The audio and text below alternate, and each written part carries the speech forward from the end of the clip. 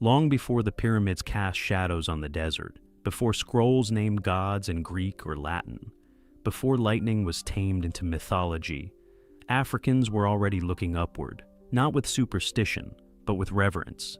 The sky was never empty. It was never silent. It was alive, breathing, watching, speaking. Across the vastness of the continent, beneath stars that stretched farther than empires could imagine, the people knew what the world would later forget, that the sky is a throne. And on that throne sit the greatest forces the human mind has ever dared to name. Nyame of the Akan, Amma of the Dogon, Chukwu of the Igbo, Modimo of the Sotho. Yet, you will not hear their names in textbooks. You will not find them carved into the side of European temples. They are rarely spoken of in museums or documentaries, their stories buried beneath centuries of silence, rewritten history, and foreign conquest. Why? Why is it that gods of such vastness, gods who govern time, rain, fire, justice, breath, and stars, were made to vanish? Why were their stories rewritten, their power repackaged, their names almost forgotten? How did the sky, once so full of divine memory, become empty in the eyes of those who descended from it? This story is not just about religion. It is about memory. It is about power. It is about the highest concepts of divinity ever created on African soil. Concepts that rival, even surpass, the mythologies of the so-called ancient world. These gods were not warlords or jealous thunderstrikers. They were architects of existence, mind before form, breath before word. They were the first definitions of God, long before the word God even existed. And though many now call other names, these sky beings remain. Silent, yes, but never absent. They are still honored, if not by name, then by instinct. They are felt in the storms. They are sensed in the stars. They are remembered in dreams. Today we speak their names again. We will journey across Africa, from the forests of Ghana to the sands of Mali, from the red earth of Nigeria to the highlands of Lesotho, to rediscover the gods of the sky. And this time, we will not skip a single name. Nyame is not a name that shouts. It does not crack the sky with thunder or split the earth with fire. It moves more like the wind at high altitude, powerful, invisible, absolute. To the Akan people of Ghana, Nyame is not simply a god. Nyame is the god, the source, the sky, the flame that lit the first moment of existence. While others may honor gods of war, rain, or agriculture, the Akan begin with Nyame, the supreme being, the one who breathes existence into being and holds the heavens in eternal stillness. In Akan cosmology, Nyame existed before the beginning. He lived above the world in the eternal sky, close enough for the people to touch. It is said that in the earliest age, Nyame was near, not metaphorically, but physically. The sky was low. The heavens hovered so close that women pounding fufu in their kitchens would accidentally strike the ceiling of the divine. And yet, Nyame did not respond in wrath. He withdrew, not in anger, but in silence. He rose higher into the sky, far above the careless hands of humans, yet never truly leaving. If from that moment on, Nyame was no longer seen, but always known. Nyame is the creator of everything: time, space, breath, the sun that gives life, and the order that sustains it. He is not worshipped in statues, nor does he require endless rituals.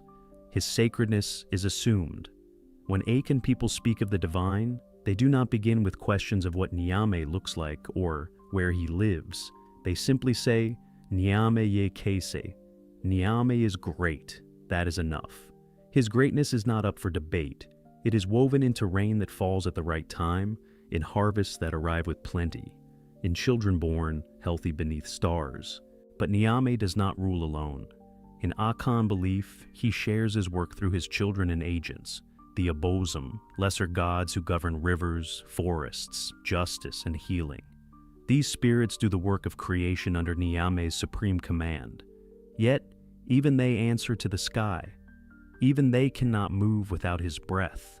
And when things fall out of balance, it is Nyame who must be consulted, often through dreams, divination, or the deep silence of the sacred forest where his presence lingers like mist. To invoke Nyame is not to shout, it is to listen. He is not a god of performance. He is a god of origin, the fire behind the stars, the breath behind the sun, the eternal presence behind all things. And long after names have changed and temples have crumbled, Nyame remains, unmoved, unchallenged, and eternal in the sky. Among the Dogon people of Mali, the sky is not just a ceiling above the earth. It is a sacred code, a realm of mathematics, rhythm, and motion, governed by a creator so complex, his essence touches the edge of time itself.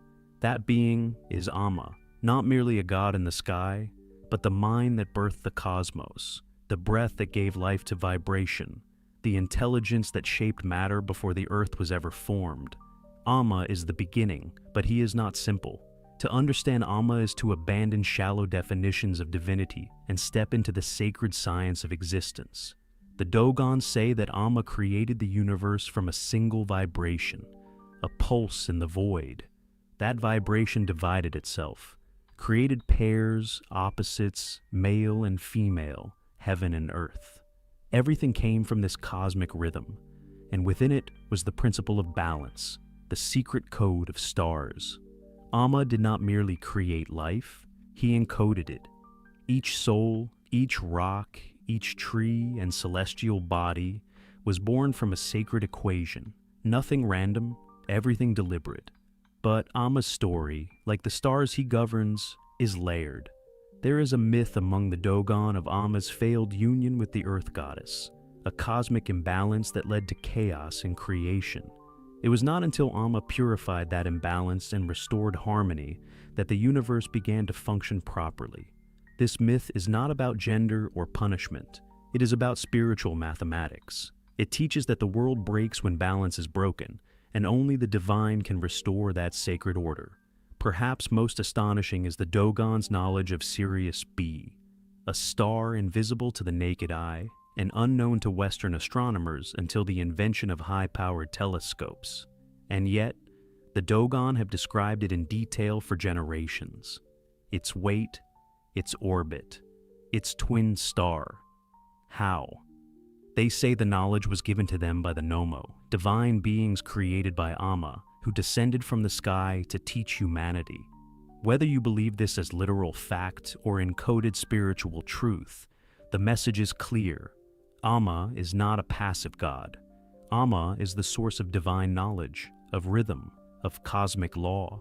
He is not worshipped in songs alone, but in structure, in the way the Dogon build their homes, align their rituals, and time their harvests. Their entire society is a mirror of the sky Amma formed. In this way, they do not just remember Amma, they live Amma. They move in his breath. They speak his rhythm. Amma does not rule with fear or jealousy. He does not appear in visions of fire or rage. His power lies in structure, in sacred geometry, in the whisper of galaxies spinning in silence. To know Amma is to know that the sky is not random. It is coded, and the creator of that code still watches from beyond the stars. To the Igbo people of Nigeria, the universe is not ruled by many gods in conflict, but by one ultimate source, a presence so complete, so vast, and so absolute that his name carries finality, Chukwu. It means chi, personal spiritual force, and ukwu, great, supreme, immense. Together, Chukwu is the Great Spirit, the supreme being, the infinite mind of the sky. No one outranks him, no one commands him. He is the final law, the original silence before sound, the sky above all skies. Chukwu is not simply a creator, he is creation itself. It is said he fashioned the world and then breathed into it the chai, the personal spirit that lives within every human being. Through this breath, Chukwu is both far and near. He rules from the heavens, unreachable and untouched, yet lives within the chest of every person who walks the earth. His justice is perfect, but his presence is subtle. His name is not screamed in panic. It is whispered in reverence, called upon in moments of clarity, despair, and thanksgiving. Igbo cosmology does not paint Chukwu with human emotions. He does not get jealous or vengeful. He does not descend into petty anger. His role is too high. He is the essence of moral law, the final judge, the silent observer, the gods that move through rivers and forests, the spirits that speak through dreams and divination. All of them are extensions of his will, but Chukwu himself is beyond ritual. He cannot be bribed. He cannot be tricked. He can only be aligned with. And when things fall apart, when balance is broken and evil seems to rise unchecked, it is to Chukwu that the elders turn. In Igbo land, oaths sworn before Chukwu are not taken lightly. To lie in his name is to invite calamity, for Chukwu does not act immediately, but he never forgets. His justice may be silent, but it always arrives. And when it does, it comes with the weight of skies. Some say Chukwu does not need temples, for the entire sky is his dwelling place. Others say that his temple is the human heart, the only space vast enough to reflect his mind. Diviners consult him through the sacred kola nut, through offerings laid before the morning sun, through prayers whispered at crossroads where spirit and destiny meet. Chukwu is not seen. He is not drawn. He is known by his absence, felt through his order, heard in the quiet alignment of life moving as it should. To know Chukwu is to know that power does not always shout. Sometimes it just is. Total, unquestioned, present. In the wide skies over southern Africa, where the mountains stretch like ancient bones and the wind hums with memory, the name of Modimo is carried softly, not shouted in ritual, but held like a sacred thought. Among the Sotho, Tswana, and other Bantu-speaking peoples, Modimo is the ultimate source, the supreme being, the one who exists above and before all things. His name means simply, the one above. He is not many. He is not broken into forms or aspects. He is whole, complete in silence, complete in mystery, complete in power. Modimo is not worshipped through elaborate statues or fiery sacrifice.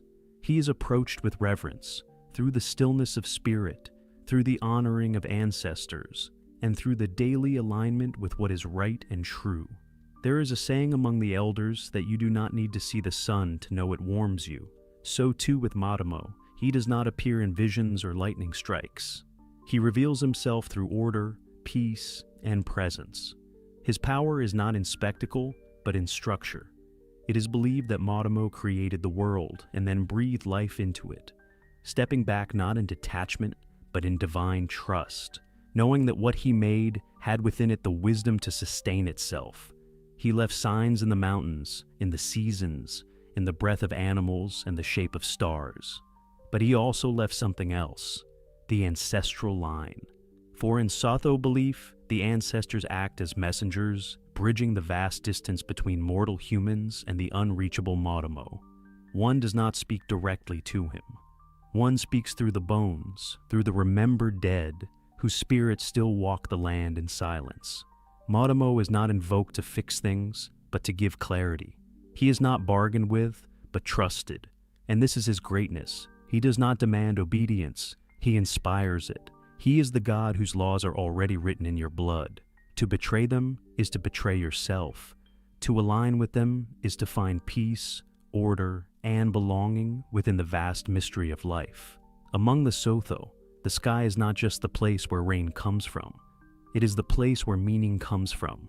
And in that sky sits Modimo, not seated on a throne, not holding a scepter, but present in all things, speaking through stillness. He is not the God of spectacle. He is the God of certainty, the one who does not need to prove anything, because everything is already his. Nyame, Amma, Chukwu, Modimo. 4 names spoken in 4 corners of Africa, separated by language, land, and lineage. And yet, when placed side by side, they begin to speak to each other, not in words, but in echoes. They are not rivals in a divine hierarchy. They are not fractured pieces of a forgotten myth. They are mirrors of the same mystery.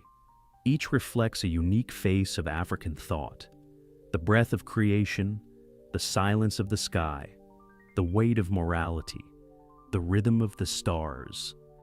When we examine them together, the illusion of division fades. What remains is a pattern, old, sacred, and still breathing. Each god begins from silence. Nyame withdrew to the unreachable heights after humans lost reverence. Amma speaks through vibration and sacred structure. Chukwu rules from the unseen realms, offering justice that does not need spectacle. Modimo is present in stillness, not in thunder. None of these gods demand loud worship or flamboyant sacrifice. They are not gods of ego. They are gods of order, of cosmic intelligence. Their temples are not made of stone. Their altars are the sky itself, and their presence is felt in the balance of life. Yet their differences are not to be erased. Each deity holds a unique cultural fingerprint. Nyame works through the Abazum, Amma through the Nomo, Chukwu through Chai, and Modimo through the ancestors. These are not contradictions. These are systems, spiritual networks through which the Supreme moves. The names may change, but the principle remains. The divine is both above us and within us, and the sky is not a place of escape, but a source of alignment. There is also a shared reverence for cosmic law, whether through the calculated star charts of the Dogon, the moral justice of the Igbo, the ancestral pathways of the Sotho, or the rain-balanced blessings of the Akan. Each tradition agrees. The world is not random. It moves according to sacred rhythms, and to live well is to walk in harmony with those rhythms. The gods do not bend for us. We must rise to meet them, through action, through truth, through listening. And that may be the most profound connection of all. These gods do not shout. They do not compete. They wait. They wait for us to remember, to realign, to return. This is not coincidence. This is design. The sky has always been speaking. It has never stopped. Not when temples fell. Not when names were banned. Not when our mouths were trained to speak new prayers. The gods of the sky did not disappear. They stepped back. Not in defeat, but in patience. Because the truly supreme do not force. They wait. They remain still, unchanging, until those who once knew how to listen return to the silence. Nyame, Amma, Chukwu, Modimo. These are not just gods. They are memories encoded into the sky itself. They are breath. They are rhythm. They are the unseen hands that shaped the world and then trusted it to walk on its own. They do not beg for devotion. They do not curse or beg. They align. They hold the shape of the world together. And in their quietness, they carry a message louder than thunder, that real power does not scream. It simply is. To reclaim these gods is not to rewrite history. It is to remember what history tried to erase. It is to look up and see not just clouds or stars, but presence, pattern, law. It is to see your ancestors watching. It is to know that your soul was shaped by breath older than time. And it is to understand that the future cannot be built without remembering the sky that bore the past. These gods are not waiting for temples. They are waiting for understanding, for clarity, for a generation unafraid to speak their names, not out of fear, but out of reverence. The same sky that covered your ancestors still covers you. The same divine silence still hums above your head. All that remains is for you to raise your eyes, quiet your breath, and remember, because the sky never forgets, and neither should we. If this story stirred something in your spirit, if a name whispered itself into your bones, don't keep it to yourself. Like this video, share it, subscribe, and let the silence of the gods be heard once more through our voices.